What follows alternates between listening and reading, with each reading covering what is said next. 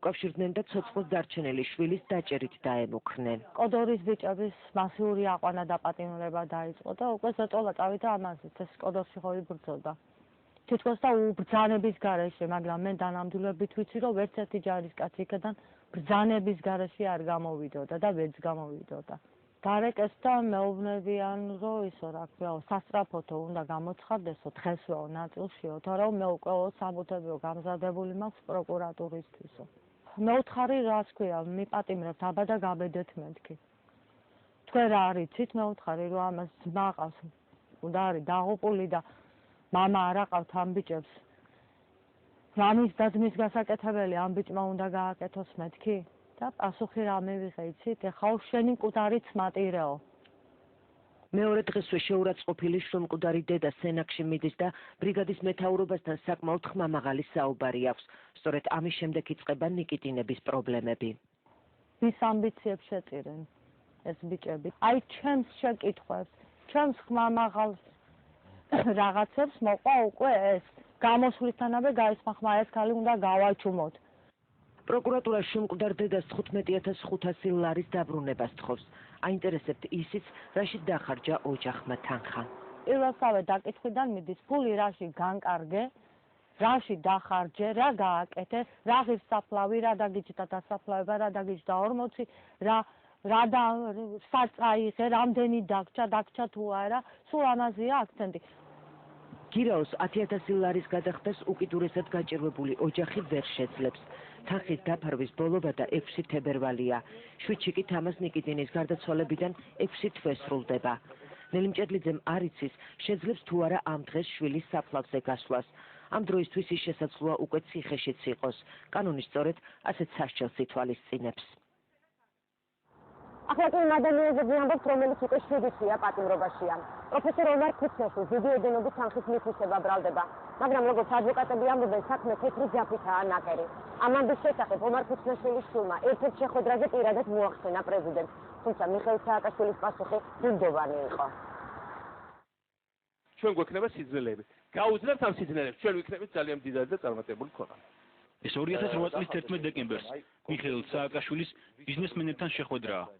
შეხვედრის მთავარი მიზანისა და თემას ტრადიციული. პრეზიდენტი მთავრობის მხრიდან ბიზნესის მხარდაჭერაზე, ხოლო ბიზნესმენები გაუმჯობესებულ ბიზნეს გარემოზე საუბრობენ. თუმცა შეხვედრას მშვიდ გარემოში არ ჩაუვლია. კომპანია ჯეოინჟინერინგის დამფუძნებლის პროფესორ ომარ ქუცნაშვილის შვილმა პრეზიდენტს ყურადღება განსხვავებულ თემაზე გადაატანინა. ვფიქრობ, ეს ისტორია თქვენთვის საინტერესო უნდა იყოს. ჩვენმა კომპანიამ ჯეოინჟინერინგმა ერთი წლის წინ გააკეთა მილენიუმის კორპორაციისათვის სამუშაოები. და ეს იყო მნიშვნელოვანი სამუშაოები გაზსადენის რეაბილიტაციის, რომელმაც საქართველოსთან სომხეთი გადაარჩინა რეალურ რისკს გაზმომარაგების შეწყვეტის. ამ პროექტს აკონტროლებდა 5 ორგანიზაცია, კმაყოფილი იყო ამ პროექტით. მაგრამ მე არ მაქვს უფლება ვთქვა, რომ რა მოხდა შემდეგ.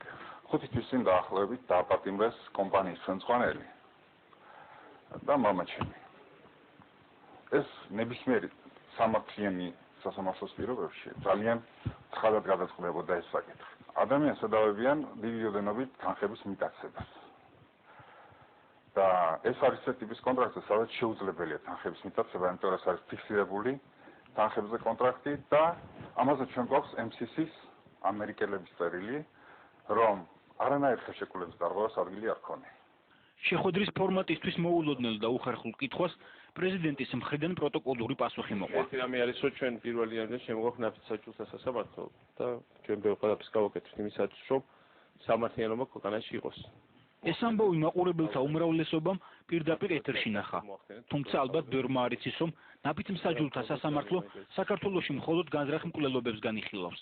შესაბამისად, ომარ ქუცნაშვილის საქმე ნაფიც მსაჯულთა სასამართლოში ვერ მოხვდება, რადგან ფინანსური დანაშაული მის კომპეტენციაში არ შედის. მე მინდოდა, რომ პრეზიდენტს სცოდნოდა პირველ წყაროსაგან ინფორმაცია ამ კონკრეტულ საქმესთან დაკავშირებით, რომ არ მისულიყო იგივე მასთან ეს ინფორმაცია გარკვეული დამახინჯებებით, იგივე პროკურატურის საშუალებით, ან სხვა არხების საშუალებით. კომპანია ჯეოინჟინერინგის დირექტორი და ერთ-ერთი დამფუძნებელი 66 წლის ომარ ქუცნაშვილი ყალბი განგარის სწორების გზით დიდი ოდენობით გადასახადებისგან თავის არიდების ფაქტზე 2008 წლის სექტემბერში დააკავეს. ის დღემდე პატიმრობაში იმყოფება. საქმე 2006 წელს კომპანიის მიერ მოგებულ ტენდერს ეხება, რომელიც 1000 წლეულის გამოწვევის კორპორაციამ ჩრდილოეთ სამხრეთის ნავთობსადენის და გაზსადენის დანულას მონაკვეთზე სარეაბილიტაციო სამუშაოების შესასრულებლად გამოაცხადა. ხელშეკრულების ღირებულება $1,444,917 იყო. დაკავებული პროფესორის შვილი ამბობს, რომ კონტრაქტი ფიქსირებულ თანხაზე გაფრომდა და ნებისმიერი სახის სამუშაო დამკვეთის მიერ გამოყოფილ თანხაში უნდა განხორციელებულიყო. შესაბამისად, თანხის მითვისების შანსი ასეთი ტიპის კონტრაქტით შეუძლებელია. რას ნიშნავს ელემენტარულად ფიქსირებულ ჯამს, რომელიც არის ერთ-ერთი ყველაზე გავრცელებული ტიპის ხელშეკრულება საერთაშორისო კომპანიებისათვის საქართველოში მომუშავე საერთაშორისო კომპანიებისათვის. და როგორც ვთქვი, ამ ასეთი ტიპის ხელშეკრულებებით მუშაობენ BP, ძირითადად BP, Millennium კორპორაცია მათ პოლიტიკაში უდევს არა მარტო ჩვენთან, არამედ მამაშენ თუ არის საიმეში დამნაშავე, მაშინ გამოდის, რომ ყველა შეუძლიათ მათ ჩათვალონ ყველა სხვა კომპანიის ხელმძღვანელი, რომელსაც კი უმუშავია ასეთი ტიპის ხელშეკრულებით, არის ანალოგიურად დამნაშავე, იგივე MCG-სათვის, იგივე BP-სათვის და ასე შემდეგ. სარეაბილიტაციო სამუშაოები გაზსადენზე 2007 წლის მეორე ნახევარში დამთავრდა. პრეტენზია ჩატარებულ სამუშაოებზე 5 მაკონტროლებელი ორგანოდან არციც არ ქონია. ფონდ 1000 წლეულის გამოწვევა საქართველოს ნავთობისა და გაზის კორპორაციამ, ფისკალურმა აგენტმა და გარემოს დაცვის სამინისტრომ შესრულებული სამუშაოები ჩაიბარეს. ჯეოინჟინერინგის საქმიანობა როგორც წარმატების ისტორია 1000 წლეულის გამოწვევის კორპორაციამ საკუთარ ვებგვერდზე დადო. საქართველოს ნავთობისა და გაზის კორპორაციამ კი წერილობით დაადასტურა, რომ პროექტის დასრულებიდან 1 წლის განმავლობაში არანაირი დეფექტი არ გამოვლენილა. დეფექტებზე პასუხისმგებლობის პერიოდი ჩრდილოეთ სამხრეთის გაზსადენზე რეაბილიტაციის პროექტისთვის ამოიწურა და რამდენადაც ჩვენთვის ცნობილია, ჯეოინჟინერინგმა მთლიანად და წარმატებით დაამთავრა ყველა სახის სამუშაო. საქართველოს ნავთობისა და გაზის კორპორაციას არ აქვს არავითარი პრეტენზია. ზაქარია ავალიანი, პროექტის რეაბილიტაციის მენეჯერი. კონტრაქტის პირობების კეთილსინდისიერა და დასრულების შესახებ წერილი სამუშაოების დამკვეთმა ორგანიზაციამ 1000 წლეულის გამოწვევის კორპორაციამაც გამოაქვეყნა. კორპორაცია დარწმუნებულია, რომ ჯეოინჟინერინგმა შეასრულა კონტრაქტის პირობები კეთილსინდისიერად. საქართველოში არსებულ პრაქტიკაში მოთხოვნილზე უკეთესი სტანდარტების შესაბამისად. კოლინ ჰიუ ბაქლი, ქვეყნის რეზიდენტი დირექტორი, საქართველოში 1000 წლეულის გამოწვევის კორპორაცია. პროექტის წარმატებით ამაყობდნენ თავად შემსრულებელი კომპანიის წარმომადგენლებით, თუმცა წარმატებით გამოწვეული სიხარული დიდხანს არ გაგრძელდა. ომარ ქუსნაშვილის უმცროსი ვაჟი, ყოფილი პარლამენტარი და იურისტი ზაქარია ქუსნაშვილი, მამის დაკავებას ორ ძირითად მიზეზს უკავშირებს. იხსენებს, როგორ დაურეკეს ომარ ქუსნაშვილს ნაციონალური მოძრაობის შტაბიდან საპრეზიდენტო არჩევნებამდე რამდენიმე დღით ადრე და ფული მოსთხოვეს. 2007 წლის 22 დეკემბერს მამას დაურეკეს პირველად და დაიბარეს ნაციონალური მოძრაობის შტაბში საქართველოს პრეზიდენტის რიგარეში არჩევნების დროს. და შესაბამისად, როცა მამა არ გამოცხადდა ნაციონალური მოძრაობის ცენტრალურ შტაბში, 24 დეკემბერს კვლავ დაურეკეს და მოსთხოვეს განმარტება, თუ რის გამო არ გამოცხადდა ეს ნაციონალური მოძრაობის შტაბში.